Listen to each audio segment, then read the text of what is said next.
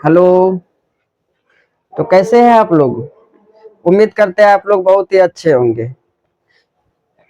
क्या आप लोग ठीक ठाक है? चलिए, आज हम लोग पढ़ेंगे क्लास 10th मैथ्स अध्याय 1 वास्तविक संख्या। आज हम लोग वास्तविक संख्या के ऊपर बात करेंगे, ठीक है ना। क्लास 10th मैथ्स है, ये 2026 एग्जाम के लिए है, ठीक है ना।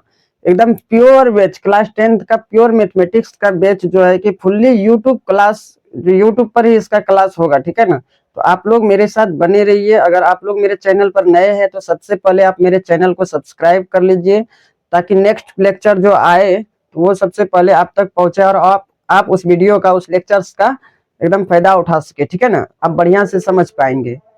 चलिए, तो अब हम लोग क्या सीखेंगे? यहाँ पर है वास्तविक संख्या। ये चैप्टर्स का नाम क्या है? वास्तविक संख्या। तो वास्तविक संख्या यानी कि वास्तविक संख्या के बारे में जानने से पहले आपको नंबर सिस्टम आना चाहिए, यानी संख्या पद्धति आना चाहिए। ये संख्या पद्धति आप क्लास 9th में पढ़े होंगे, चैप्टर 1 में ही है संख्या पद्धति, नंबर सिस्टम। और यदि आप नहीं पढ़े हैं तो कोई दिक्कत नहीं है, इस वीडियो के डिस्क्रिप्शन बॉक्स में आपको मिलेगा नंबर सिस्टम वीडियो का लिंक, ठीक है ना। तो उस लिंक पर पहले आप लोग क्लिक करके पहले उस नंबर सिस्टम को पढ़ लीजिए, फिर इस वीडियो को, इस लेक्चर को देखिएगा तो आपको बढ़िया से समझ में आएगा, ठीक है। तो चलिए हम लोग स्टार्ट करते हैं। वास्तविक संख्या, इसको इंग्लिश में बोलते हैं रियल नंबर, ठीक है मेरे भाई।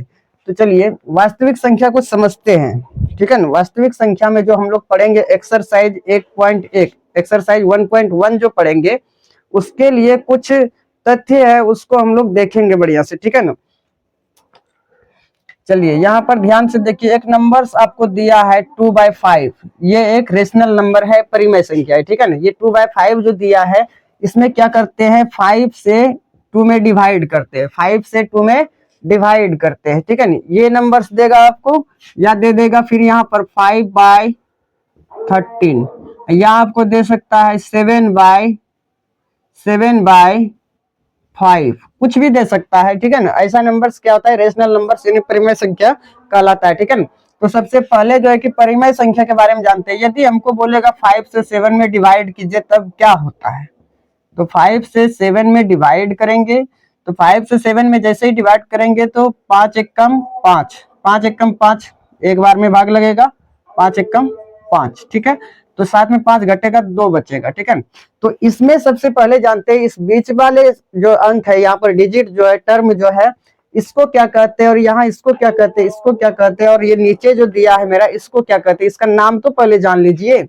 जो बीच में टर्म आता है, जो बीच में टर्म आता है, सबसे बड़ा नंबर जो होता है, उसको हम लोग यहाँ पर बोल देते हैं क्या, ये भाज्य है। क्या है ये?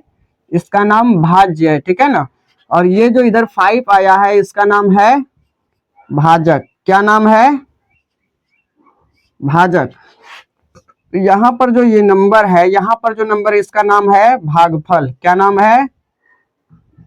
भागफल, ठीक है ना। और ये जो नीचे में नंबर है, इसका नाम है शेषफल, शेषफल, या इसको शेष भी बोलते हैं, ठीक है ना। चलिए यहाँ तक हो गया क्लियर? क्लियर हो गया। तो ये जो तथ्य दिया था वो एक मैथमेटिशियन था, यूक्लिड साहब। कौन थे? यूक्लिड साहब। और यूक्लिड साहब ने बताया था कि भाज्य बराबर किसके बराबर? भाज्य बराबर, भाज्य बराबर एक सिद्धांत होता है भाजक। क्या होता है? भाजक। ये भाज्य के बराबर, ये भाज्य के बराबर भाजक गुना भागफल, भाजक गुना भागफल, और जोड़ में होता है ये शेषफल, नीचे वाले को जोड़ देते हैं। ये सिद्धांत दिया था यूक्लिड साहब ने, ठीक है ना। ये सिद्धांत कौन दिए थे? यूक्लिड साहब ने दिए थे, ठीक है ना, जो कि मैथमेटिशियन थे, ठीक है। चलिए अब आप लोग बताइए, अब आप लोग बताइए कि भाज्य को इंग्लिश में क्या कहते हैं? भाज्य को इंग्लिश में बोलते हैं डिविडेंड। क्या बोलते हैं? डिविडेंड। बराबर भाजक को क्या बोलते हैं इंग्लिश में? Divisor, DIVISIOR, divisor. यहाँ गुना है तो गुना देंगे। अब भागफल को क्या बोलते हैं? Quotient, QUOTIENT, quotient. प्लस शेषफल को क्या बोलते हैं? रिमाइंडर, शेषफल को रिमाइंडर, REMAINDER, रिमाइंडर। कोई दिक्कत नहीं है? दिक्कत। चलिए अब हम लोग देखेंगे इस डिविडेंड को इंग्लिश शॉर्ट में क्या बोलते हैं। डिविडेंड को शॉर्ट में ए बोलते हैं, ठीक है। और ये डिवाइजर है, इसको बोलते हैं बी। गुना है तो गुना, या कोसेंट है, कोसेंट को बोलते हैं हम लोग क्यू। प्लस में ये रिमाइंडर है, रिमाइंडर को हम लोग बोलते हैं आर। ये सिद्धांत कौन दिए थे? यूक्लिड साहब ने दिए थे, ठीक है ना। तब यहाँ तक तो आप समझ चुके हैं कि आपसे कोई बोलेगा बताइए डिविडेंड बराबर क्या होता है, सूत्र बोलिएगा divisor into quotient plus remainder. भाज्य बराबर भाजक गुना भागफल जोड़ शेषफल। या आपको पूछेगा ए बराबर क्या होता है, तो बोलिएगा ए बराबर बी क्यू प्लस आर। लेकिन ये कब पूछेगा, ठीक है ना, तो इसके बारे में भी आप चर्चा करेंगे। पहले यहाँ तक स्क्रीनशॉट लीजिए।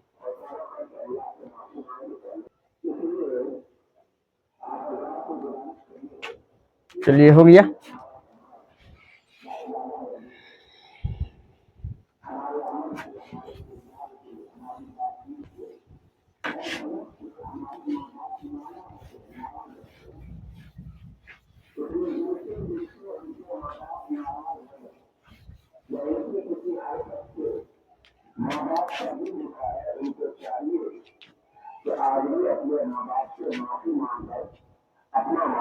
देखिएगा, याद रखिएगा,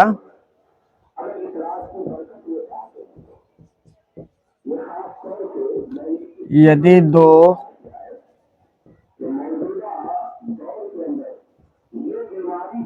धनात्मक पूर्णांक ए और बी हो तो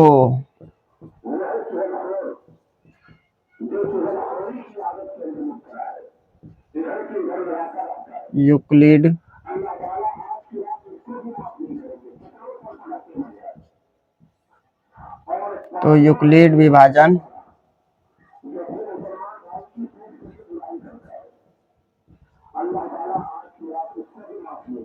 एल्गोरिथ्म से। याद रखिएगा, यहाँ पर देखिए क्या लिखा है, यदि दो धनात्मक पूर्णांक ए और बी हो, यानी दो धनात्मक पूर्णांक आपको यानी प्लस वाला ही नंबर्स यदि ए और बी दिया हो, ठीक है ना, तो यूक्लिड विभाजन एल्गोरिथ्म का नियम सत्य है। और एल्गोरिथ्म का नियम क्या होता है, यूक्लिड विभाजन एल्गोरिथ्म का नियम क्या होता है वो भी देख लीजिए।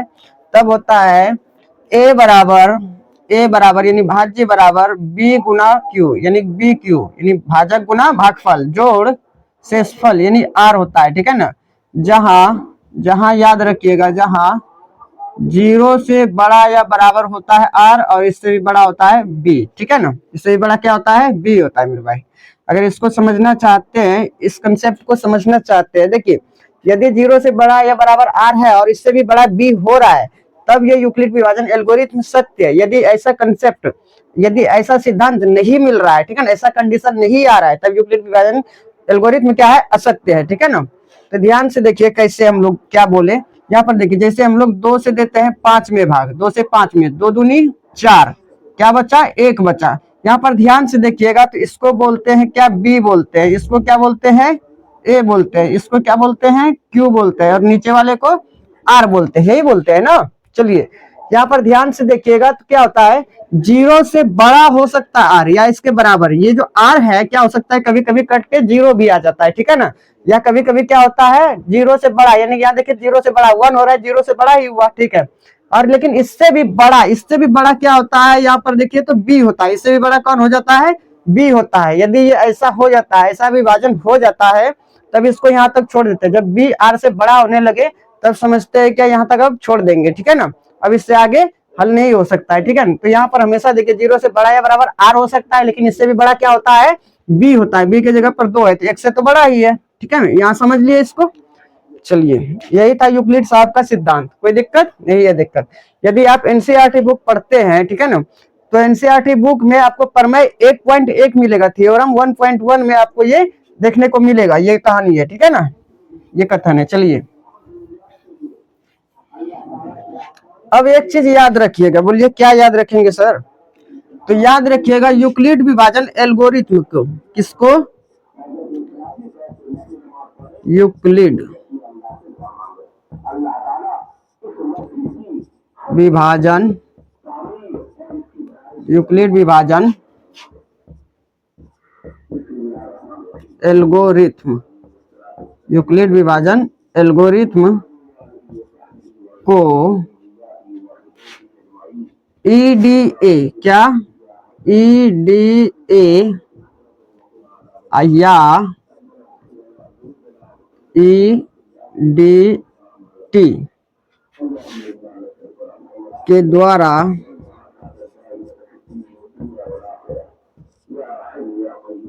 द्वारा सूचित किया जाता है, सूचित किया जाता है। ध्यान से देखिए, यूक्लिड विभाजन एल्गोरिथ्म को EDA या EDT से सूचित किया जाता है, यानी कि यूक्लिड विभाजन एल्गोरिथ्म को शॉर्ट में आप EDA लिख सकते हैं। अब EDA होता क्या है, तो यूक्लिड डिवीजन एल्गोरिथ्म, ठीक है ना। यूक्लिड विभाजन एल्गोरिथ्म को बोलते हैं यूक्लिड डिवीजन एल्गोरिथ्म इंग्लिश में, ठीक है ना। इसको शॉर्ट में EDA बोलते हैं, या EDT है यहाँ पर। EDT को क्या क्या फुल फॉर्म होता है EDT का, यूक्लिड डिवीजन थ्योरम। थ्योरम मतलब होता है प्रमेय का या प्रमेय, ठीक है ना। तो यूक्लिड डिवीजन थ्योरम से, शॉर्ट में क्या हो गया, यूक्लिड डिवीजन थ्योरम से, by the Euclid division theorem. कोई दिक्कत नहीं, दिक्कत। चलिए, तो यूक्लिड डिवीजन थ्योरम से क्या होता है, a बराबर बी क्यू प्लस आर, ये तो याद रहेगा आपको, a बराबर बी क्यू प्लस आर।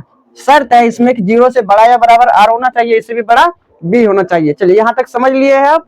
अब हम लोग एक्सरसाइज 1.1 के ऊपर बात करेंगे, ठीक है। 1.1 को सॉल्व करेंगे। चलिए, अब एक्सरसाइज को सॉल्व करते हैं। पहले आप लोग यहाँ तक स्क्रीनशॉट लीजिए।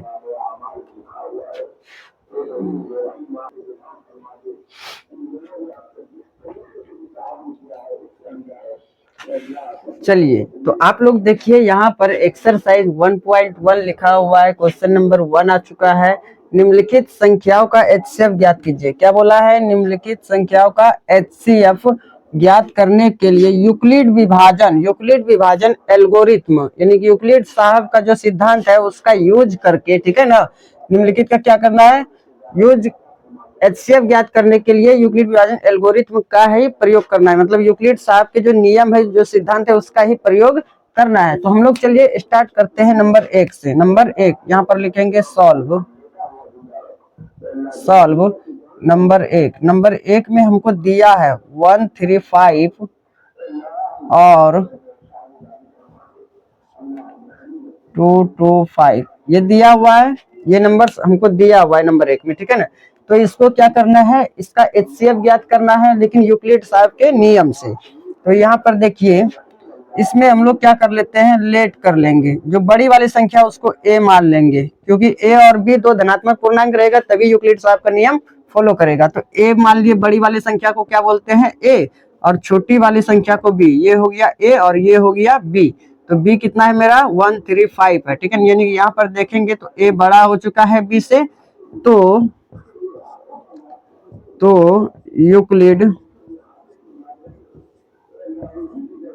यूक्लिड विभाजन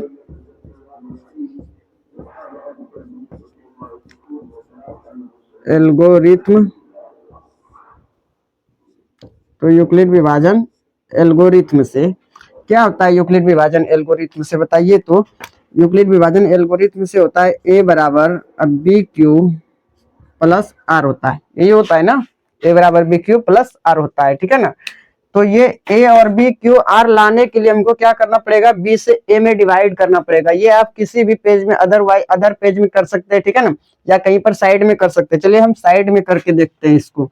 यहाँ पर ध्यान से देखिए, तो सबसे छोटी संख्या क्या है इसमें, 135, और सबसे बड़ी 225 है। चलिए 135 से हम लोग भाग देंगे, 135 से हम लोग भाग देंगे किसमें, 225 में। तो ध्यान से देखिए, एक बार में लगेगा 135, 5 में 5 घटेगा तो 0 बचेगा, 2 में 3 तो नहीं घटेगा, 1 लेंगे, 12 में 3 घटेगा तो 9 बचेगा। चलिए अब 135 में भाग देंगे इस 90 से, 135 में 90 दूनी 180 जाता है, तो एक ही बार में लगेगा, ये 90 आ गया है। चलिए 5 है तो 5, 13 में 9 घटेगा तो बचेगा 4। अब 45 से भाग देंगे इस 90 में, तो क्या बचेगा, 45 दूनी 90। चलिए अब आ गया है शेष 0। यहाँ देखिए तो r मेरा 0 के बराबर आ चुका है, ठीक है ना, और इससे बड़ा ये b हो चुका है। तो अब यहीं पर हम रुक जाएंगे, ठीक है। हम लोग जानते हैं कि इस विभाजन के प्रक्रिया में, ठीक है ना, इस विभाजन के प्रक्रिया में सबसे अंतिम वाला जो चरण होता है, सबसे अंतिम वाला जो स्टेप होता है, उसी स्टेप के बी को, ये बी को क्या बोलते हैं, HCF बोलते हैं। इसी बी को क्या बोलते हैं, HCF बोलते हैं। क्या बोलते हैं मेरे भाई, HCF बोलते हैं। चलिए, तो इसमें सबसे पहले देखेंगे अब चरण कितना गो हुआ, ठीक है ना।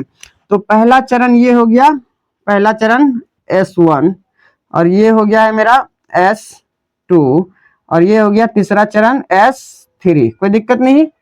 चलिए, तो 3 गो चरण आया है इसमें, तो तीनों चरण को यहाँ पर सजा देंगे, ठीक है ना। यहाँ पर इसके जगह पर क्या करेंगे, तीनों चरण को सजा देंगे। चलिए सजाते हैं। तो पहला स्टेप क्या कहता है, पहला स्टेप कहता है नंबर 1 में ए कितना है इसमें, 225, 225 बराबर 135, 135 गुना में क्या है, 1 है, प्लस इसका जो शेष है वो कितना है, रिमाइंडर 90 है। चलिए, स्टेप 1 हो चुका है। अब स्टेप 2 में क्या है, यहाँ पर ध्यान से देखिए, तो ए आ गया है 135 बराबर ए बराबर बी के जगह पर क्या है 90, गुना में इसका क्यू क्या है 1 है, प्लस आर इसका शेष देखेंगे तो 45 है। चलिए, यहां हो गया है। अब स्टेप 3 देखेंगे। स्टेप 3 में देखिए तो 90 बराबर 45 गुना 2 क्या होगा, स्टेप 3 में 90 बराबर 45 गुना में 2, शेष में बचा है 0। ध्यान से देखिए, यहाँ शेष क्या आ गया इसका 0, ठीक है ना। तो हम बताए थे कि अंतिम चरण के बी को ए बराबर बी गुना क्यू प्लस आर, तो अंतिम चरण के बी को ही क्या बोलते हैं, HCF बोलते हैं। तो इसीलिए बोलो कि HCF बराबर, HCF किसका किसका, 135 और 225 का, 135 और 225 का HCF क्या आया है, तो 45 आया है। क्या आया है, 45। ये हो गया है आंसर, ठीक है। तो एक बार आप लोग स्क्रीनशॉट लीजिए पहले।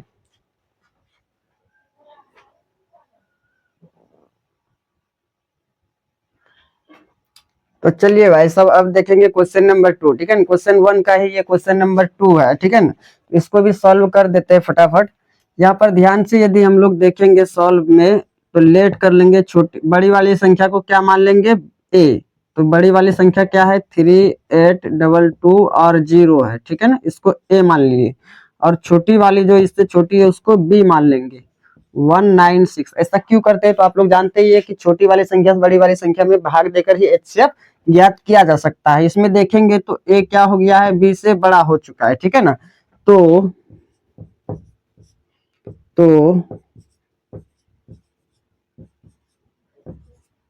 यूक्लिड विभाजन एल्गोरिथम, तो यूक्लिड विभाजन एल्गोरिथम से, तो यूक्लिड विभाजन एल्गोरिथम से बताइए क्या होता है, सिद्धांत क्या है, ए बराबर बी क्यू प्लस आर है। यही है सिद्धांत यूक्लिड साहब का। चलिए ठीक है, तो अब देखेंगे कि बी से ए में भाग देकर, ठीक है ना, क्या करेंगे, बी से यानी कि 196 से भाग देंगे 3822, इसमें भाग देकर देख लेते हैं क्या होता है। 196 से यदि 2 बार में देते हैं तो इससे अधिक आ जाएगा, 382 से अधिक आ जाएगा, इसलिए एक ही बार में देंगे तो हो जाएगा 196। 12 में 6 घटेगा 6 बचेगा, 8 में 9 घटेगा नहीं, 1 लेंगे इससे, 18 में 9 घटेगा तो 9 बचेगा, 2 में 1 बचेगा। चलिए इस 2 को अब उतार देते हैं यहाँ पर। अब 9 बार में कटाइए तो 6 नंबर 54 के 4 बचा 5, 9 में 81 और 5 86 के 6 बचा 8, 9 1 का 9, 9 8 17, 9 8 17। तो 12 में 4 घटेगा तो बचेगा 8, 5 में नहीं घट, 15 में 6 घटेगा तो बचेगा 9, तो 8 में 7 घटेगा तो 1, और यहाँ पर 0 है तो 0। चलिए अब क्या होता है, यहाँ पर ध्यान से देखिए आए, 17 में 9 घटेगा, ओहो भाई साहब यहाँ देखिए, एक इससे इसमें लिए थे तो क्या हो गया, 17 में 17, अब इससे एक इसमें लिए 7 बचाना, एक इससे लेंगे, 17 में 9 घटेगा तो 8 बचेगा। चलिए अब ठीक है, यहाँ तब तो 7 में 7 खत्म हो गया ये, तब तो इस 0 को यहाँ उतार दिया। 980 आया है, 5 बार में भाग दीजिए, 5 गुना 6 30, 5 31, 5 गुना 9 45, 45 और 3 48 के 8 बचा 4, 5 1 का 5, 5 4 9। चलिए ये कट गया है, पूरा पूरा 0 आ गया। इसमें स्टेप कितना है, तो इसमें एक ही मात्र एक ही स्टेप है S1।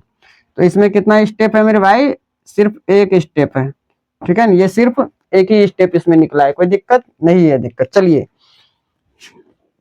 इसलिए लिखेंगे स्टेप 1। स्टेप 1 में क्या है, ए कितना है 38,220, 38,220। अब बराबर में 196 गुना 195, बचा क्या है शेष 0। चलिए हम लोग जानते हैं विभाजन प्रक्रिया में जो सबसे अंतिम चरण होता है उसी के बी को ही क्या बोल देते हैं, HCF। इसमें पहला चरण भी यही है और अंतिम चरण भी यही है, क्योंकि एक ही चरण हुआ है, एक ही स्टेप हुआ है, ठीक है ना। इसलिए हम लोग लिखेंगे, इसलिए HCF किसका किसका, तो 196 है, और यहाँ देखिए 38,220। इसका HCF क्या आया है, इसका HCF आया यहाँ पर देख लीजिए 196 हो गया आंसर। चलिए अब आप लोग एक बार स्क्रीनशॉट लीजिए, फिर आगे बढ़ेंगे। चलिए हो गया। अब 3 नंबर डायरेक्ट सॉल्व कर देते हैं इसी में।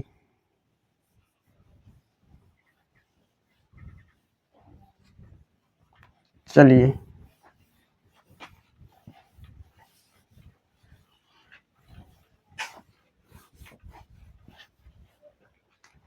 तीन नंबर क्या है देखिए, तो 3 नंबर यहाँ पर है, 3 नंबर 867 867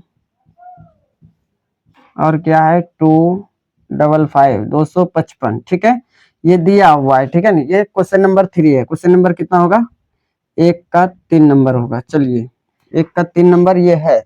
तो इसमें क्या करते हैं, सबसे पहले लेट कर लेते हैं। क्या करेंगे मेरे भाई, लेट करेंगे कि बड़ी वाली संख्या, बड़ी वाली 867 है तो इसको मान लेंगे A 867, और छोटी वाली को B मान लेते हैं 255। अब यहाँ पर देखेंगे तो A बड़ा हो चुका है B से, ठीक है ना। तो ई शॉर्ट में भी लिख सकते हैं EDA से, यूक्लिड डिवीजन एल्गोरिथम से। EDA से क्या होता है, क्या फॉर्मूला है, क्या सिद्धांत है यूक्लिड साहब का, तो यहाँ पर देखेंगे क्या सिद्धांत है, A बराबर BQ प्लस R, ये सिद्धांत है यूक्लिड साहब का। चलिए तो अब जो छोटी संख्या है इससे बड़ी वाली संख्या में क्या करेंगे, भाग देंगे। तो छोटी वाली संख्या बड़ी वाली संख्या, छोटी वाली संख्या पहले देखिए 255, अब बड़ी वाली संख्या 867 है, 867। अब भाग दीजिए तो कई बार में लगता है, ध्यान से देखिए 867 255 से भाग देंगे। अच्छा एक काम करते हैं, 3 बार में भाग देते हैं, 255 गुना में 3, 5 तिया 15 करीब 5, 5 तिया 15 1 16 करीब 6, 1 बचा, 3 दूनी 6 1 60, 765 ये लगा है 3 बार में 765, 4 बार में अधिक हो जाएगा, 7 में 5 घटेगा 2, 6 में 6 0, 8 में 7 1। चलिए अब 102 से 255 से 102 में तो नहीं लगेगा, तो अब क्या करते हैं 255 में भाग देते हैं, 102 से 255 में, तब देखिए कितना आता है 102, गुना में 2 कर देंगे तो क्या हो जाएगा 204 हो जाएगा, 204। 5 में 4 घटेगा 1, यहाँ 5 है तो 5। अब 51 से 102 में भाग देंगे 102। चलिए अब यहाँ देखिए 51 दूनी कितना होता है 102 होता है।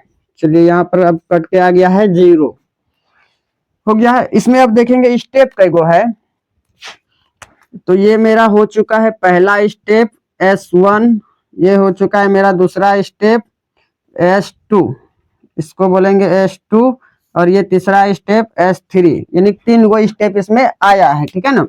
तो पहला स्टेप को हम लोग लिखते हैं, इसलिए बोलिए तो S स्टेप STEP। स्टेप 1 में क्या है 867 बराबर में क्या है 255,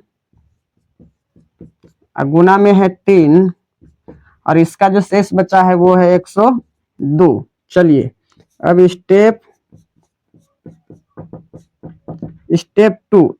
2 में क्या है 255 बराबर 102, गुना में है उधर 2, प्लस में नीचे क्या बचा है 51। चलिए अब स्टेप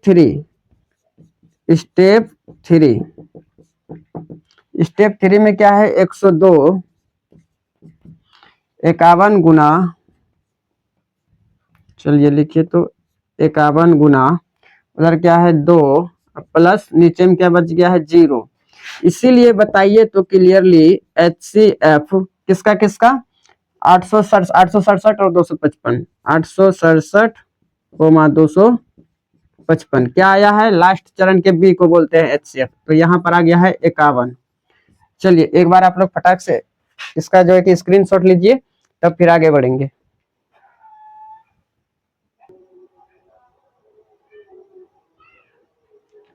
हाँ तो चलिए भाइयों यहाँ देखिए तो क्वेश्चन नंबर 2 आ चुका है। क्वेश्चन नंबर 2, ये क्वेश्चन नंबर 2 है। क्वेश्चन नंबर 2 क्या कहता है, ध्यान से देखिए, ये क्वेश्चन नंबर 2 है। क्वेश्चन नंबर 2 क्या कहता है, दर्शाइए कि कोई भी धनात्मक विषम पूर्णांक, कोई भी धनात्मक विषम पूर्णांक, धनात्मक भी होना चाहिए और विषम भी होना चाहिए, ठीक है। धनात्मक विषम पूर्णांक 6q+1 पहले किसके रूप का होना चाहिए, 6q+1 या 6q+3 या 6q+5 के रूप का होता है, यही बोला है ना क्वेश्चन, के रूप का होता है। ये क्वेश्चन है पूरा, ठीक है ना, 6q+5 के रूप का होता है, ये पूरा का पूरा क्वेश्चन है, ठीक है ना। तो चलिए इसको देखिए आप सॉल्व करेंगे, ठीक है ना। तो सॉल्व कर लेते हैं।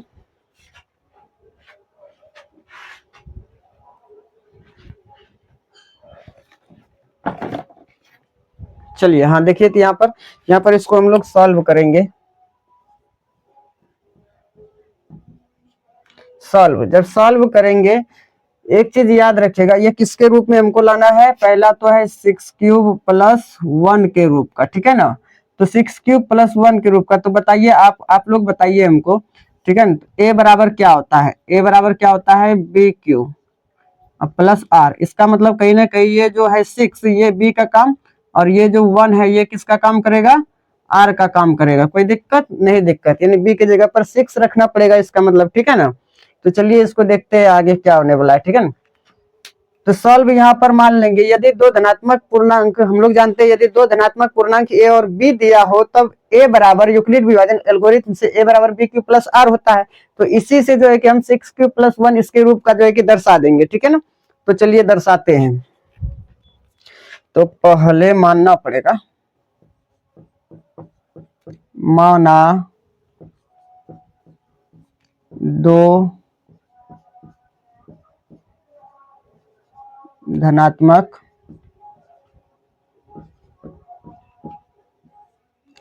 विषम पूर्णांक, माना दो धनात्मक विषम पूर्णांक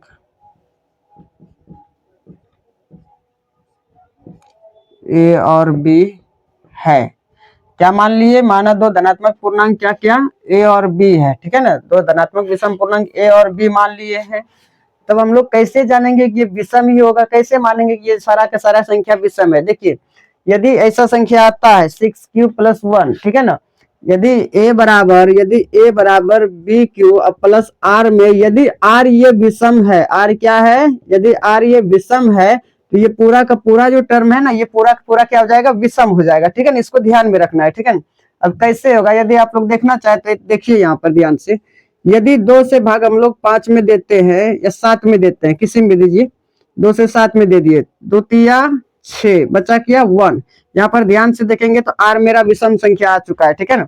तो यहाँ पर क्या लिख सकते हैं, 7 बराबर 2 गुना 3, 7 बराबर 2 गुना 3, अब प्लस में हो जाएगा 1, तो 2 तिया 6, 2 तिया 6 प्लस में 1 बराबर 7, ये विषम संख्या है, ये भी विषम, ये भी विषम ही हो गया, ठीक है ना। तो ये पूरा का पूरा क्या आ गया, पूरा का जो मान आया है वो विषम संख्या ही आया है, ठीक है ना।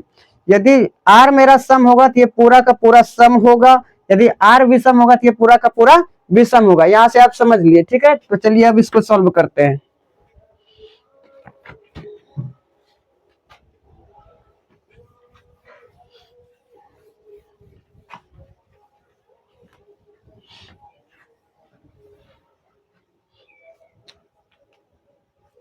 माना दो धनात्मक विषम पूर्णांक ए और बी है तो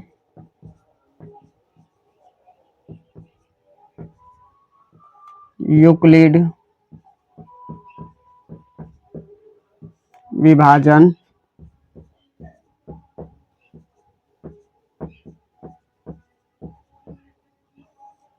एल्गोरिथम से। यदि दो धनात्मक पूर्णांक a और b है तो यूक्लिड विभाजन एल्गोरिथम से क्या होता है, फॉर्मूला मेरा फॉर्मूला हो जाता है a बराबर b क्यूब प्लस r, जहां 0 से बड़ा या बराबर r होता है और इससे भी बड़ा b होता है। यही है फॉर्मूला।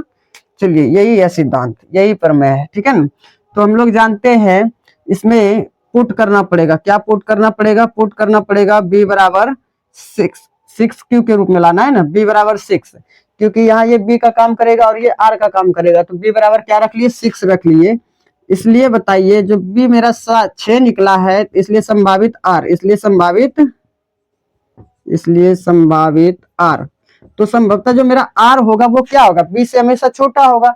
यहाँ पर जो ये r है ये b से हमेशा क्या हो जाएगा, छोटा होगा। तो r को हम लोग क्या लिख सकते हैं, 0 लिख सकते हैं, 1 लिख सकते हैं, 2 लिख सकते हैं, 3 लिख सकते हैं, 5 लिख सकते, सॉरी 4 लिख सकते हैं ना, 4 कहाँ चल गया, 4 और 5 लिख सकते हैं, ठीक है ना। इससे अधिक या इससे कम हम r को नहीं लिख सकते, क्योंकि r नेगेटिव होगा नहीं और b से ये कभी बड़ा होगा नहीं, ठीक है ना। इसलिए 0 से लेकर 5 तक ही संभवतः r मेरा हो सकता है, ठीक है ना। जब संभावित r इतना हो गया है तो इसलिए, ओ भाई साहब पहले यहाँ पर बताइए तो ध्यान से, यदि b बराबर 6 रख लिए, b बराबर कितना रख लिए, 6 रख लिए, तो a मेरा क्या निकलेगा, a बराबर तब आएगा मेरा 6 क्यूब प्लस r, ठीक है ना। अब यहाँ पर देखेंगे तो क्या हो जाएगा, 0 से बड़ा या बराबर हो गया r और इससे भी बड़ा क्या हो जाएगा, 6 हो जाएगा, यही ना होगा। a मेरा निकला है 6 क्यूब प्लस r, ठीक है ना। अब क्या करेंगे, इस इक्वेशन में यदि हम लोग r का मान 0 रख दें, इस इक्वेशन में क्या रख दे, पुट कर देंगे, पुट r बराबर 0। इसलिए बताइए तो इस इक्वेशन में r बराबर 0 रखने पर a बराबर क्या निकलेगा मेरा, 6 क्यूब प्लस r का वैल्यू 0, यानी कि a बराबर निकल चुका है मेरा 6 क्यूब, ये निकला है ना। चलिए इसी प्रकार r का मान 1 2 3 4 5 सभी को रख के देखते हैं तो क्या होता है। इसी प्रकार पुट r बराबर 1 2 3 4 एंड 5, इसी प्रकार r बराबर 1 2 3 4 और 5 रखने पर क्या होता है वो हम इधर लिख देते हैं, ठीक है ना।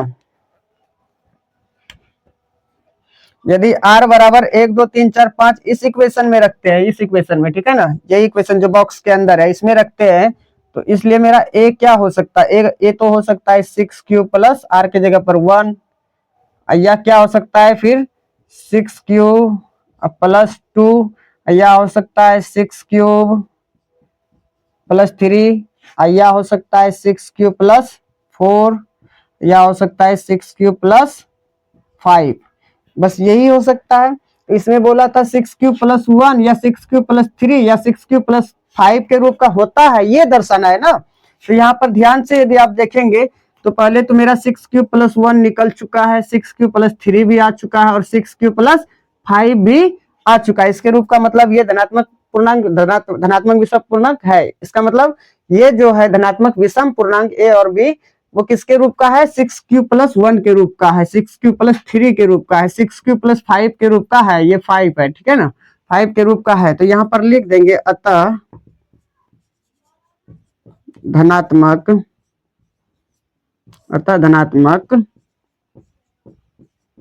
विषम पूर्णांक 6 क्यूब प्लस 1 या 6 क्यूब प्लस 3 या 6 क्यूब, सॉरी क्यूब नहीं है, 6 क्यूब प्लस 5 के रूप का है, होता है ना। चलिए है, ये हो गया है प्रूव्ड। चलिए यहां तक आपको दिख रहा है, यदि दिख रहा है तो एक बार आप लोग स्क्रीनशॉट लीजिए फटाक से। चलिए तो देखिए प्यारे बच्चों, यहाँ पर क्वेश्चन नंबर 3 आ चुका है। क्वेश्चन नंबर 3 क्या कहता है, किसी परेड में 616 सदस्यों वाली एक सेना यानी आर्मी की टुकड़ी को 32 सदस्यों वाले एक आर्मी बैंड के पीछे मार्च करना है।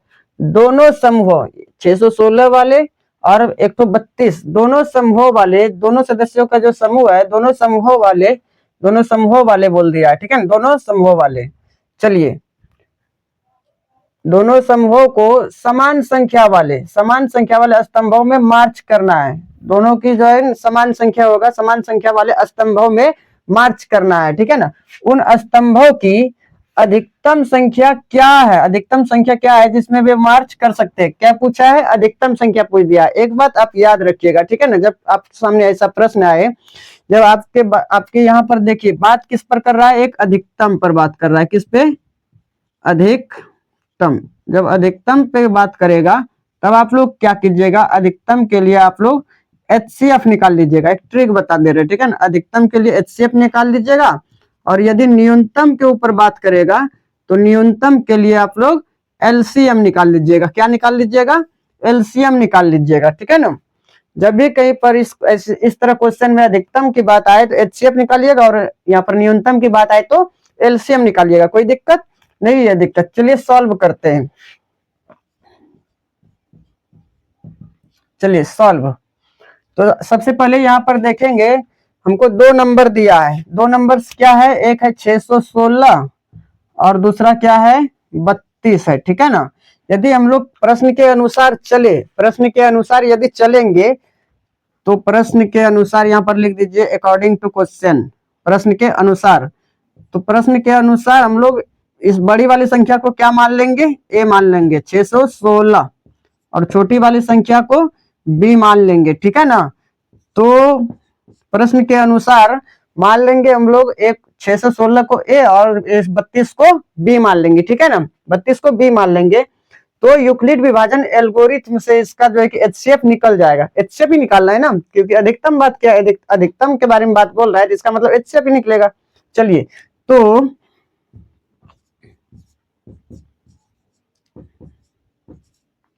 यूक्लिड विभाजन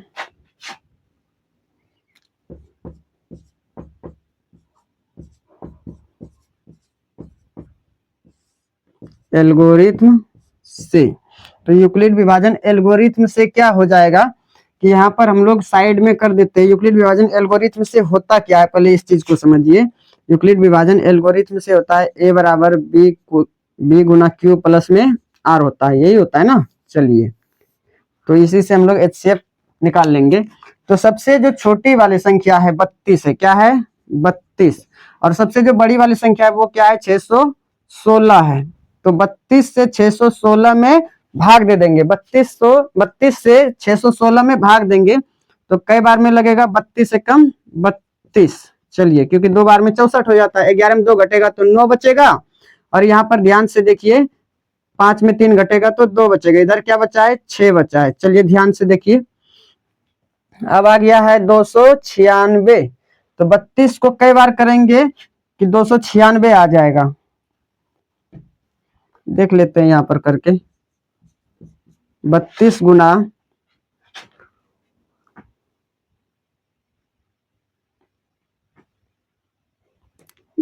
8 करते हैं। 8 दूनी 16 करे 6, 8 तिया 24, 8 तिया 24 1 25, 256 आता है।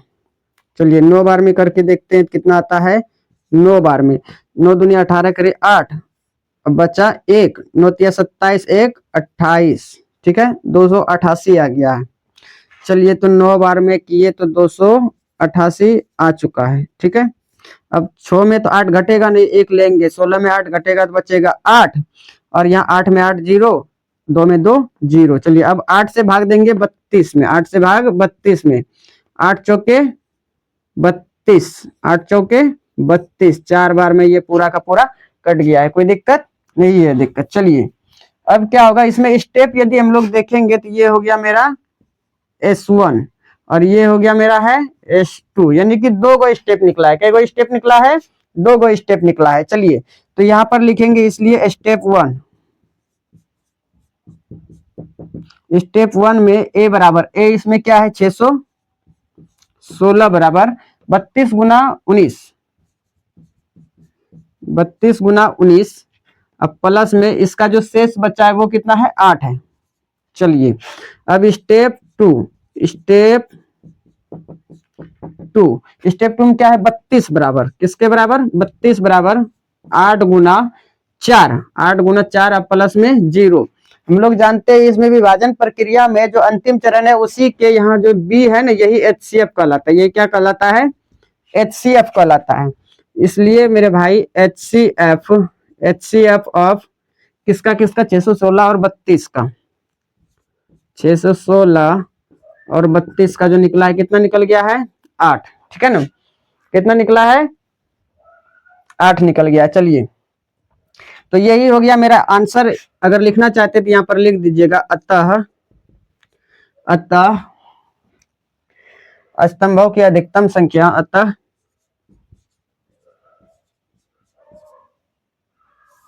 स्तंभों की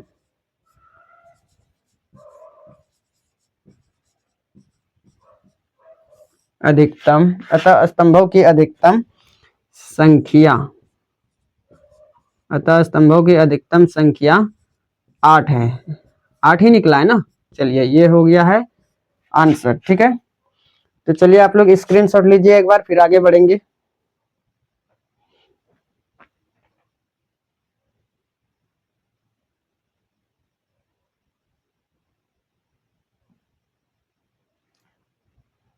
हाँ तो प्यारे विद्यार्थियों देखिए यहाँ पर क्वेश्चन नंबर 4 आ गया है। क्वेश्चन नंबर 4 क्या कहता है, यूक्लिड विभाजन प्रमेयिका का प्रयोग करके दर्शाइए कि किसी धनात्मक पूर्णांक का वर्ग, वर्ग बोला है, ठीक है ना, किसी पूर्णांक m के लिए 3m या 3m+1 के रूप का होता है। तो इसको हम लोग सॉल्व करेंगे। ठीक है ना, इसको क्या करेंगे, सॉल्व करेंगे। हम लोग जानते हैं पहले पूर्णांक किसके लिए बात करता था, q के लिए। ठीक है ना, अब पूर्णांक क्या बोल दिया है, q के जगह पर m के लिए बोल दिया है। ठीक है ना, बोला है q 3m के रूप का होता है, या बोल दिया है 3m+1 के रूप का होता है। यहाँ से हमको पता चल रहा है ये जो 3 है ये काम करेगा b का, क्योंकि a बराबर b गुना में q, m किसका काम करेगा, q का, और ये r1 जो है ये r का काम करेगा। यानी b बराबर हमको रखना क्या है, तो b बराबर 3 रखना होगा। ठीक है ना, चलिए इसी चीज को समझना था, जो कि समझ लिए। अब आगे बढ़ते हैं, ध्यान से देखिए। इसमें क्या करना पड़ेगा, यूक्लिड विभाजन प्रमेयिका का प्रयोग करना पड़ेगा। पहले दो धनात्मक पूर्णांक मान लेते हैं, माना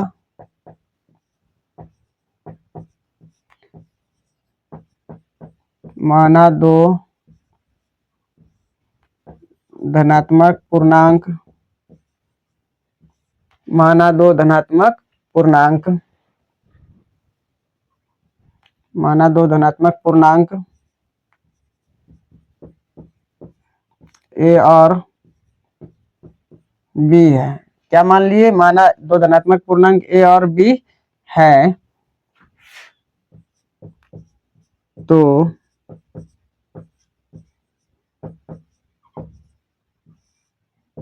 यूक्लिड विभाजन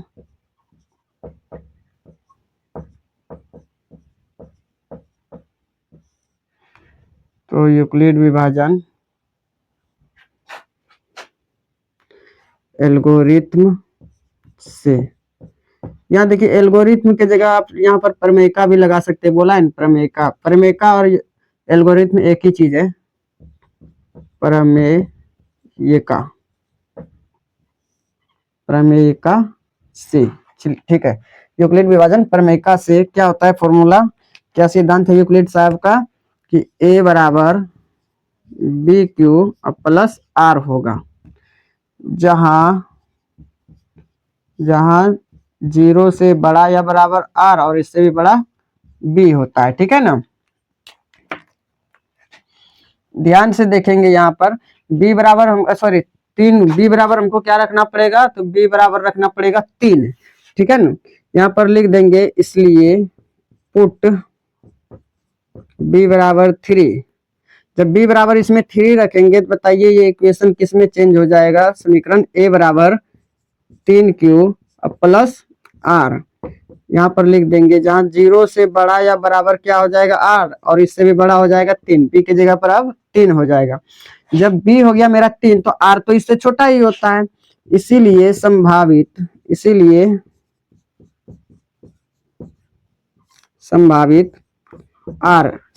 r मेरा क्या हो सकता है, 0 हो सकता है, 1 हो सकता है और 2 हो सकता है, ठीक है ना। यहाँ पर देखिए पुट करेंगे हम लोग, पुट r बराबर पहले 0 रख के देखते हैं। इस इक्वेशन में r बराबर क्या मान रख के देखेंगे, 0। इस इक्वेशन में r बराबर 0 रखकर देखेंगे तो देखिए यहाँ जैसे ही r 0 रखते हैं क्या हो जाता है मेरा, a बराबर 3q, r क्या हो गया 0, तो a बराबर क्या आएगा 3q, ठीक है। अब क्या करेंगे, दोनों ओर वर्ग कर देंगे, यहाँ पर लिखेंगे दोनों ओर वर्ग करने पर, दोनों ओर क्या करने पर, वर्ग करने पर। जब दोनों ओर वर्ग करेंगे तो क्या हो जाएगा मेरे भाई, a का स्क्वायर, इधर क्या है a का स्क्वायर और 3q का स्क्वायर होगा, फिर बराबर में 3q का स्क्वायर, ठीक है। वर्ग करने यहाँ बोला था क्वेश्चन में, ठीक है ना, वर्ग पूछा है इसलिए वर्ग किए, नहीं बोलता तो नहीं करते, ठीक है ना। ऐसे भी वर्ग किए, दोनों का पावर सेम है तो बेस भी सेम ही होगा, कोई चेंज नहीं हुआ है अभी तक। यहाँ पर ध्यान से देखिए, a का स्क्वायर 3q का स्क्वायर है, यानी कि 3 को करेंगे 2 बार और q का स्क्वायर है तो q का स्क्वायर। चलिए a स्क्वायर बराबर क्या हो जाएगा 3, यहाँ पर इसको क्या रख देंगे, इसका वैल्यू हम लोग m बोल देंगे, इसको इस पूरे को क्या बोलेंगे, 3q स्क्वायर को हम लोग m बोल देंगे। यहाँ पर लिख देंगे लेट, मान लिए हैं 3q का स्क्वायर बराबर m। देखिए यहाँ 3m के रूप का हो गया, 3m के रूप का हो चुका है, ठीक है ना, 3m के रूप का हो चुका है। ये हो गया है मेरा एक तो प्रूव हो गया। चलिए एक तो प्रूव हो गया कि यहाँ पर देखिए क्या हो गया है प्रूव, एक तो प्रूव हो गया है कि 3m के रूप का होता है, एक a स्क्वायर किसके रूप का हो गया है, 3m के रूप का हो गया है, ठीक है, कोई दिक्कत नहीं है। दिक्कत तो एक बार आप लोग स्क्रीनशॉट लीजिए, फिर इसका 3m+1 प्रूव करते हैं, ठीक है ना।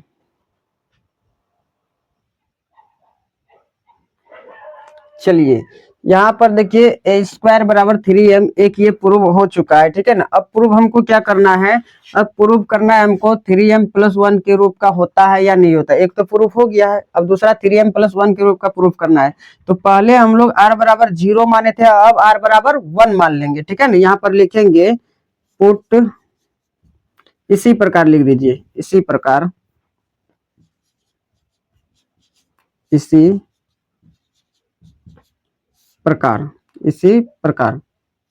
आप लोग जो है कि यहाँ 3m जो प्रूव किया है उसके नीचे इसको लिखिएगा इसी प्रकार, ठीक है। तो इसी प्रकार पुट करेंगे, पुट r बराबर, अब क्या रखेंगे 1, पुट r बराबर 1। जब इस इक्वेशन में r बराबर 1 रखेंगे तो बताइए a बराबर क्या हो जाएगा, 3q प्लस 1, 3q प्लस 1 हो जाएगा, ठीक है ना। अब क्या करेंगे, दोनों ओर वर्ग करेंगे, दोनों ओर क्या कर देंगे मेरे भाई, वर्ग करेंगे। जब दोनों ओर वर्ग करेंगे तो बोले बताइए क्या हो जाएगा, दोनों ओर वर्ग करके देखते हैं, दोनों ओर वर्ग करके देखते हैं क्या होता है। जब यहाँ पर वर्ग करेंगे तो ये क्या हो जाएगा, a का स्क्वायर और इधर 3q, इधर क्या है 3q प्लस 1 का स्क्वायर होगा, ठीक है। अब यहाँ पर ध्यान से देखेंगे तो क्या हो जाता है, 3q प्लस 1 का स्क्वायर। अच्छा आप लोग एक बात बताइए कि a प्लस बी का होल स्क्वायर क्या होता है, तो बोलिएगा a square plus 2ab plus b का स्क्वायर, यही होता है। चलिए अगर नहीं जानते तो इसको फटाक से कॉपी में आप नोट कर लीजिए, ठीक है ना, वैसे आप लोग तो जानते ही होंगे।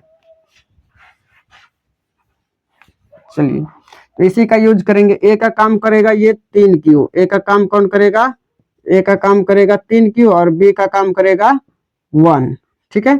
तो आगे देखिए यहाँ पर ध्यान से क्या हो जाएगा, ए का स्क्वायर, ए क्या है 3q का स्क्वायर प्लस 2ab, 2 गुना में ए का जगह पर 3q गुना बी के जगह पर 1 प्लस बी का स्क्वायर यानी कि 1 का स्क्वायर।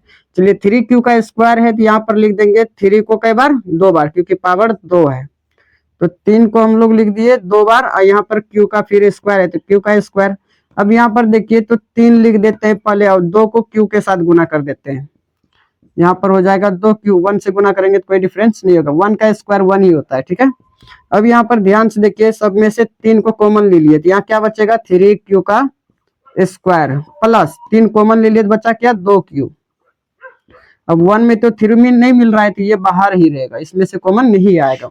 अब ध्यान से देखिए, इस पूरे लाइन को हम क्या मान लेंगे, ये जो ब्रैकेट के अंदर में है इसको m मान लेंगे। क्या मान लेंगे, इधर 3 है तो 3, इसको पूरे को मान लिए m, बाहर में है 1। यहाँ पर इधर लिख देंगे, लेट किए हैं, माना 3q स्क्वायर प्लस 2q अब बराबर m। कोई दिक्कत नहीं है, दिक्कत इस पूरे को क्या मान लिए m मान लिए, तो 3m + 1 के रूप का भी प्रूव हो चुका है, ठीक है न। तो यहाँ पर लिख देंगे अतः अतः अतः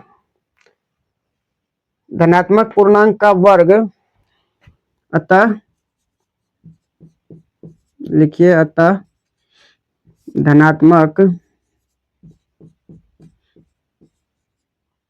पूर्णांक का वर्ग 3m या 3m + 1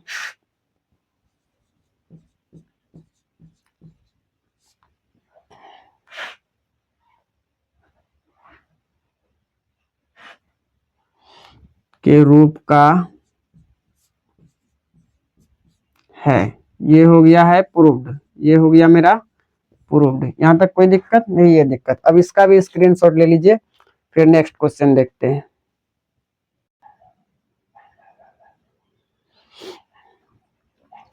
हाँ तो देखिए आप लोग, ये क्वेश्चन नंबर 5 आ चुका है और ये एक्सरसाइज 1.1 का लास्ट क्वेश्चन है, ठीक है ना। तो इसको बढ़िया से एकदम ध्यान से समझेंगे, ठीक है। यहाँ पर देखिए क्या बोला है, यहाँ पर बोला है क्वेश्चन नंबर 5 में यूक्लिड विभाजन प्रमेयिका का प्रयोग करके दर्शाइए कि किसी धनात्मक पूर्णांक का घन मतलब क्या, पावर में आएगा 3, ठीक है ना, घन 9m या 9m + 1 या 9m + 8 के रूप का होता है, ये पूछा है। तो चलिए इसको सॉल्व करते हैं। इसका मतलब यही से क्लियर दिख रहा है कि b का वैल्यू क्या रखना पड़ेगा, b का वैल्यू 9 रखने पड़ेगा, ठीक है ना, b का वैल्यू 9 रखना पड़ेगा। तो यूक्लिड विभाजन प्रमेयिका का प्रयोग करना है।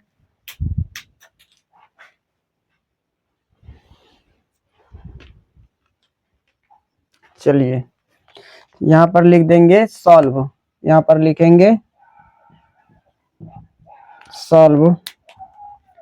सबसे पहले 2 धनात्मक पूर्णांक मान लेंगे, माना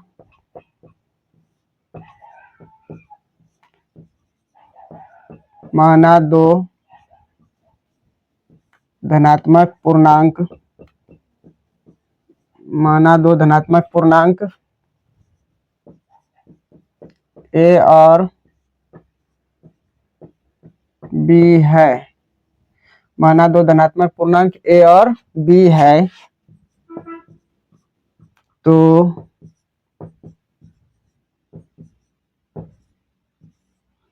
यूक्लिड विभाजन प्रमेयिका, तो यूक्लिड विभाजन प्रमेयिका से यदि 2 धनात्मक पूर्णांक a और b दिया रहेगा तो यूक्लिड विभाजन प्रमेयिका से a बराबर होता है b³ + r होता है, ठीक है ना, जहां 0 से बड़ा या बराबर r और इससे भी बड़ा b होता है, ठीक है। तो हमको यहाँ पर जो पुट करना पड़ेगा वो b का वैल्यू क्या है, 9 पुट करना पड़ेगा, b का वैल्यू 9 पुट करना पड़ेगा।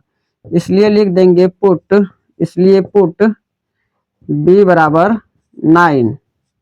यदि b बराबर 9 पुट करते तो यहाँ से देखिए क्या हो जाएगा, यहाँ से a बराबर हो जाएगा 9q + r, 9q + r, जहाँ 0 से बड़ा या बराबर r होगा, इससे भी बड़ा अब 9 होगा, क्योंकि b बड़ा 9 हो गया तो r तो इससे कम ही होगा, इसलिए हम लोग लिख सकते हैं संभावित, इसलिए संभावित r बराबर, संभावित r क्या, संभवतः r क्या क्या हो सकता है, तो 9 से छोटा ही होगा, लेकिन निगेटिव नंबर बिल्कुल भी नहीं होगा, बिल्कुल ही निगेटिव नंबर नहीं होगा, तो क्या होगा 0 1 2 3 4 5 6 7 एंड 8 होगा, यही होगा। चलिए अब क्या करते हैं कि हम लोग जो है r का वैल्यू पहले 0 रख कर देखते हैं, ठीक है ना। यहाँ पर लिखेंगे पुट r बराबर 0, जब r बराबर 0 रखेंगे तो बताइए इस समीकरण का वैल्यू क्या हो जाएगा, इसका वैल्यू क्या हो जाएगा, ठीक है।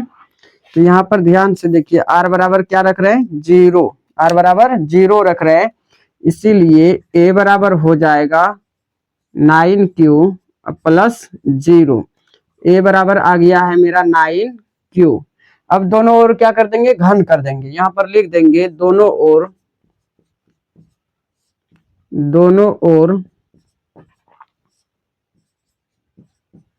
घन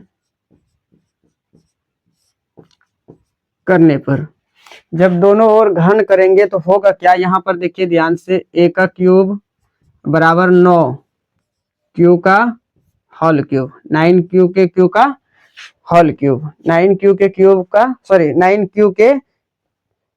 9q का क्या होगा, होल क्यूब हो जाएगा, a क्यूब बराबर 9q का होल क्यूब, ठीक है। चलिए अब इधर देखिए, यहाँ पर इधर हम सॉल्व कर देते हैं, ध्यान से देखिए, जब इसको सॉल्व करेंगे तो क्या हो जाएगा, a का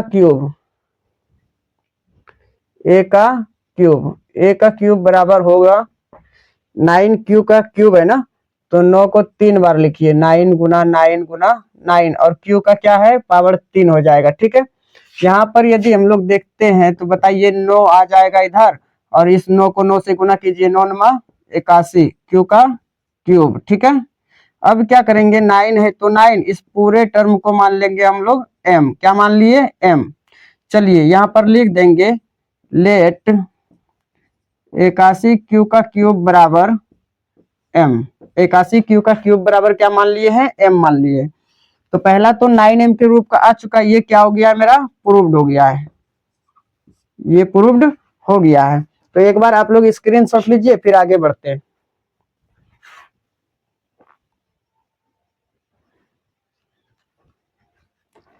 यहाँ पर देखिए, तो अब r बराबर हम लोग पहले 0 रखकर चेक कर लिए, ठीक है ना। अब r बराबर क्या रखकर चेक करेंगे, 1, कि 9m प्लस 1 के रूप का आता है या नहीं, ठीक है ना। तो चलिए 1 रख कर देखते हैं, इसी में 1 रखेंगे, यहाँ पर लिख देंगे पुट, या लिख दीजिए ऐसे, इसी प्रकार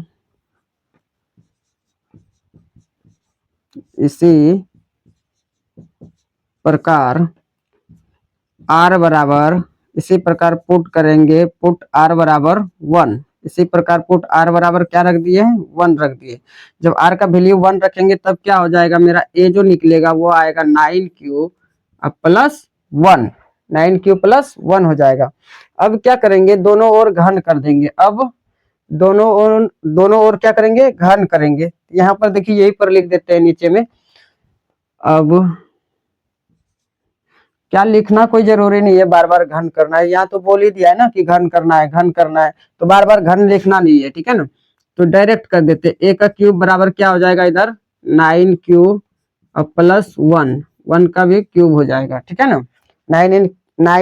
9q प्लस 1 का होल क्यूब, 9q प्लस 1 का होल क्यूब आ गया है। चलिए अब क्या करते हैं, इसको फॉर्मूला पर तोड़ते हैं। तो फॉर्मूला तो आप सबसे पहले बताइए कि आपको फॉर्मूला याद है, a प्लस बी का होल क्यूब क्या होता है, a प्लस बी का होल क्यूब होता है a cube plus B cube plus 3 a square B plus 3 A B का square plus 3 A B square, ठीक है। ये फॉर्मूला होता है, तो ये आपको याद होना चाहिए, ठीक है ना। अगर ये याद नहीं तो इसका बराबर ये भी लिख सकते हैं आप, a cube plus 3a square B को पहले लिख दीजिए, 3a square B plus 3ab का स्क्वायर प्लस 3ab का स्क्वायर, ये b क्यूब को आप लास्ट में भी ले जाकर ऐसे प्लस में लिख सकते हैं बी का क्यूब। तो इसी फॉर्मूला का जो है कि यहाँ पर यूज करेंगे, ठीक है। तो क्या होता है फॉर्मूला, ध्यान से देखिए क्या होता है फॉर्मूला, यहीं पर लिख देंगे इधर, चलिए यहाँ पर लिख देते हैं, इधर यहाँ पर लिख देते हैं। यहाँ बताइए तो ए क्यूब बराबर क्या हो जाएगा, यहाँ पर बताइए ए का क्यूब बराबर 9 क्यू का क्यूब, ये हो गया है मेरा ए का काम करेगा, और ये जो 1 है ये मेरा बी का काम करेगा। कोई दिक्कत नहीं है, दिक्कत। चलिए तो ए का क्यूब फॉर्मूला क्या होता है, ए प्लस बी का होल क्यूब, ए प्लस बी का होल क्यूब। तो ए क्यूब की जगह पर क्या लिखेंगे, 9 क्यू का क्यूब, ए क्यूब प्लस 3a² भी, 3 गुना में ए के जगह पर यहाँ पर ध्यान दीजिए क्या है, 9 क्यू, 9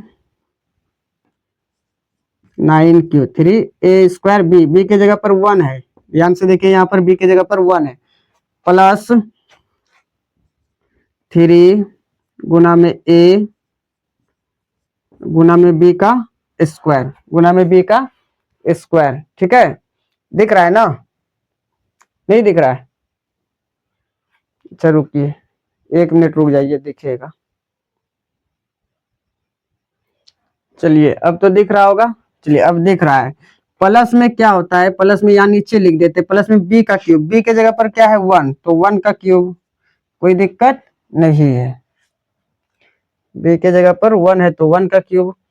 चलिए अब क्या करेंगे, यहाँ पर ध्यान से देखिए, लिखेंगे ए का क्यूब बराबर 9 क्यू का क्यूब, 9 क्यू, 9 को कई बार लिख सकते हैं, 3 बार लिखेंगे, 9 गुना 9 गुना 9, और क्यू का है क्यूब तो क्यू का दे देंगे क्यूब, प्लस इस 3 को लिख देंगे पहले, फिर 9 क्यू का स्क्वायर है तो 9 को 2 बार लिखिए, 9 गुना 9 और क्यू का फिर स्क्वायर, गुना में 1 है तो 1 से गुना करेंगे, यही रहेगा, कोई दिक्कत नहीं है, दिक्कत। इधर बताइए 9 को पहले लिख दिए, 9 को क्या कर दिए, पहले लिख दिए, या इसको हम नीचे लिख देते हैं, नीचे प्लस है, यहाँ पर देखिए इसको हम लोग प्लस में लिख देते हैं, प्लस इधर बताइए तो 3, पहले उसमें 9 लिख देते हैं, इस 9 को लिख दिए, बचा क्या, 3 को इस क्यू के साथ में लिख देते हैं, 3 क्यू, ठीक है। गुना में 1 का स्क्वायर 1 होगा, 1 का स्क्वायर 1 होगा, प्लस में यहाँ पर ध्यान दीजिए, प्लस में 1 का क्यूब 1 होगा, ठीक है ना, लिख दिए। अब यहाँ पर ऐसे लिख देते हैं बराबर में, यहाँ पर देखिए तो ए का क्यूब बराबर क्या हो जाएगा, 9 को इससे भी कॉमन ले लिए, यहाँ पर ध्यान से देखिएगा, सबसे कॉमन आएगा, यहाँ से 9 आ गया, यहाँ से भी ये 9 आएगा, यहाँ से भी ये 9 आएगा, इससे कुछ भी कॉमन नहीं आएगा। तो ए क्यूब बराबर क्या आ गया है मेरा, ए क्यूब बराबर 9 कॉमन आ गया है, बचा क्या इधर 9, 9 गुना 9, 9 नमा 81, क्यू का क्यूब, प्लस इधर क्या बचा है, 3 गुना 9, 9 तिया 27, 9 तिया 27, 9 तिया 27 क्यू का स्क्वायर, प्लस इधर से 9 खींच लिए तो बचा क्या 3 क्यूब, 3 क्यू, अब प्लस में बचा है 1, प्लस में 1। अब ध्यान से देखिएगा क्या करेंगे, इसको जो है, इसको यहाँ पर, इसको ये ब्रैकेट के जो अंदर में है, इस पूरे को हम लोग मान लेंगे m, क्या मान लेंगे m, तो ये हो गया 9, इस पूरे को मान लिए m। अब प्लस में इधर क्या बचा है 1 बचा है, तो यहाँ पर देखिए ध्यान से 9m + 1 के रूप का भी आ चुका है, कोई दिक्कत नहीं है, दिक्कत, ये भी हो गया है प्रूव्ड, ये भी हो गया है प्रूव्ड। अब एक तो और बताना है कि 9m + 8 के रूप का होता है या नहीं होता है, तो एक बार आप लोग स्क्रीनशॉट लीजिए, फिर इसको भी सॉल्व कर रहे हैं, ठीक है ना।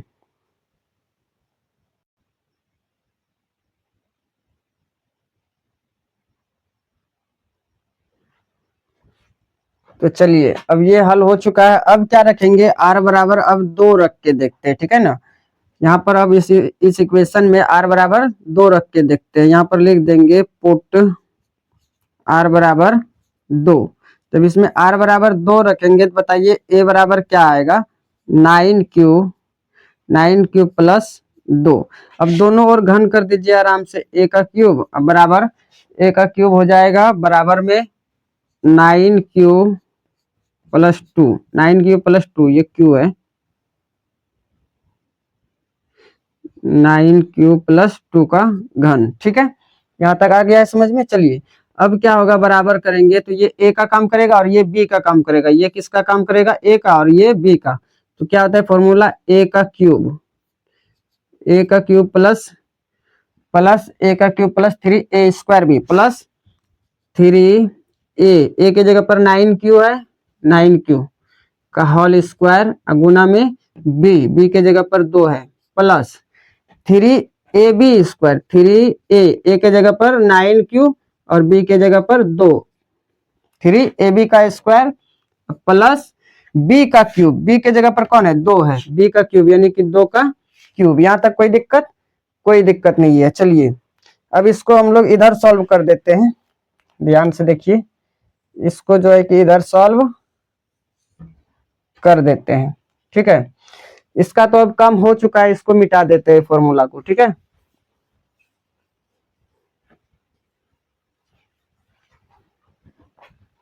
अब यदि यहां से हम लोग देखेंगे तो क्या हो जाएगा मेरा, यहां से देखिए ध्यान से, क्या होगा 9 को कई बार लिखेंगे, 3 बार लिखेंगे, क्योंकि 9 का पावर 3 है तो 9 को 3 बार लिख चुके हैं। और q का पावर क्या हो जाएगा 3, क्योंकि पूरे का पावर 3 है प्लस, यहाँ पर ध्यान से देखिए 3 है तो 3 लिखेंगे और फिर 9 को कई बार लिखेंगे, 2 बार लिखेंगे, 9 गुना 9 और इधर q का स्क्वायर। कोई दिक्कत नहीं है दिक्कत। अब प्लस में क्या, सॉरी गुना में फिर क्या है 2 है तो गुना में 2 प्लस इधर बताइए तो 3 को, यहाँ पर ध्यान से देखिए इस 3 को लिख देंगे q के साथ और 9 को इधर लिख देंगे, तो 9 को पहले लिख दिए फिर 3 को लिख दिए q के साथ में, कोई दिक्कत, 3 को q के साथ में। और फिर गुना में क्या बचा है 2, गुना में इधर 2 का स्क्वायर है ना, तो 2 का स्क्वायर कितना होता है भाई 4 होता है, 2 का स्क्वायर कितना होता है 4 होता है, प्लस 2 का क्यूब है, प्लस 2 का क्यूब यानी कि 8, 2 का क्यूब बराबर 8 होता है। कोई दिक्कत नहीं है दिक्कत, इसको साफ लिखिए, यहाँ पर 2 का क्यूब कितना होता है 8 होता है, कोई दिक्कत, चलिए नहीं है दिक्कत। अब क्या करेंगे, देखिए कॉमन सब में क्या आ रहा है, कॉमन सब में कॉमन कुछ ना कुछ आता होगा। देखिए यहाँ 9 आ रहा है, 9 को ही खींचना है ना, क्योंकि 9m के रूप का लाना है, यहाँ भी 9 आ रहा है, इसमें भी 9, इसमें कुछ नहीं आ रहा है, चलिए कोई दिक्कत नहीं है।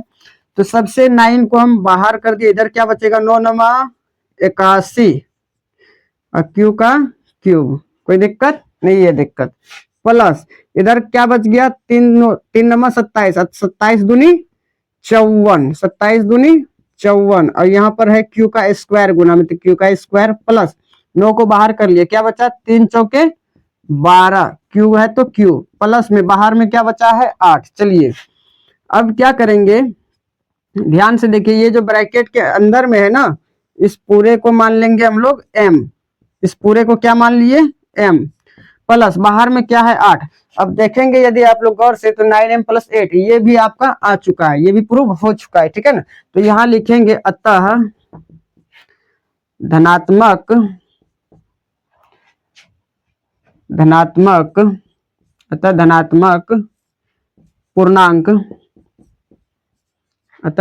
पूर्णांक का घन 9m, 9m + 1 या 9m + 8 के रूप का है। ये हो गया है मेरा प्रूव्ड, सब हो गया प्रूव्ड। चलिए तो यहाँ लिख दिए प्रूव्ड, ठीक है। तो इस क्वेश्चन के साथ इस लेक्चर का अंत होता है आज, ठीक है ना। इस लेक्चर को आज खत्म करते हैं, फिर नेक्स्ट क्लास में जो है कि 1.2 एक्सरसाइज 1.2 कराया जाएगा, ठीक है। तो आप लोग मेरे साथ बिल्कुल एकदम बने रहिए, तो आपको एकदम अच्छा से समझ में आएगा। यदि आपको समझ में आया है तो मेरे चैनल को यदि सब्सक्राइब नहीं किए तो कर लीजिए, अगर कर लिए है तो वीडियो को लाइक कर दीजिए और कमेंट्स में आपको अच्छा लगा है तो वो बता दीजिए, ठीक है। बाय।